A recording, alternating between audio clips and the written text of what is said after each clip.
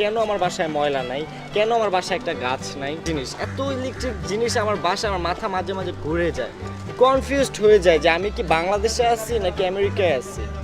আমার আমার সেন্সই কুলায় না। আর তোমার সাথে মনে করো রিলেশনটা না হলে এই যে নেচারটা কি আমি, আমার মনে হয় আমি মনেই করতে পারতাম না, আমি মনে হয় ভুলেই যাইতাম। Thank you for that. তোমার সাথে মনে করো যে আজকে আমার লাস্ট দেখা, বুঝছো? বিকজ আমার রিসেন্টলি ঢাকার বাইরে যেতে হবে, তোমার থাইল্যান্ডে যেতে হবে, একটা মিটিং আছে আর্জেন্ট। তো আমি আজকে সন্ধ্যার ফ্লাইটে থাইল্যান্ডে যাব। সন্ধ্যার মনে করো মিটিংটা শেষ করে ঠিক 15 দিন পর আমরা আবার মিট করব, ঠিক আছে? মানে আমার সাথে দেখা করতে আসলেই ওর এক্সকিউজের অভাব হয় না। ও বেব, তুমি বারবার কেন ভুলে যাচ্ছ? বাংলাদেশের 1 নাম্বার বিজনেসম্যানের ছেলে আমি, হৃদয় আহমেদ শান্ত। হ্যাঁ, আমার তো কাজ কাম আছে না? তোমার জন্য যে আমি এই যে রিক্সায় চড়তেছি, 3 প্যাডেলের জিনিসে যে চড়তেছি, আমার যে জীবনের রিস্ক। ধরো রিক্সাটা একটা ইটের সাথে ধাক্কা খেয়ে যদি ঘুরিয়ে যায়, আমার যদি একটা স্ক্র্যাচ পড়ে যায় শরীরে, তার দায়ভার কে নিবে? তুমি নিবা?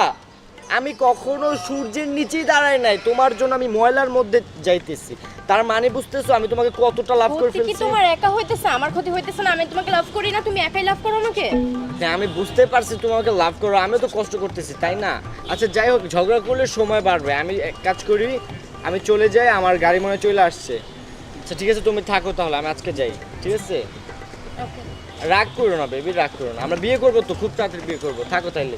এই রিক্সা দাঁড়াও। আচ্ছা বেব শোনো না, ওই আমার না তোমার কার্ডের মধ্যে সব টাকা, তুমি একটু রিক্সা ভাড়াটা দিয়ে দিও, কত হয়েছে দেখো। আর আচ্ছা ঠিক আছে, তুমি রিক্সা ভাড়াটা দিও, দরকার পড়লে তোমার আমি বিকাশে পাঠিয়ে দেবো, নাহলে আমি। লাগবে না, লাগবে না। আচ্ছা ঠিক আছে, টাটা, আল্লাহ হাফেজ, টেক কেয়ার। এই মামা, জানতো আপনি?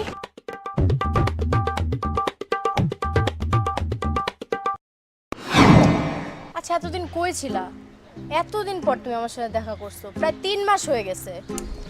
বেব, এটা তুমি কোনো কথা বলছো? তুমি জানো না আমি কে?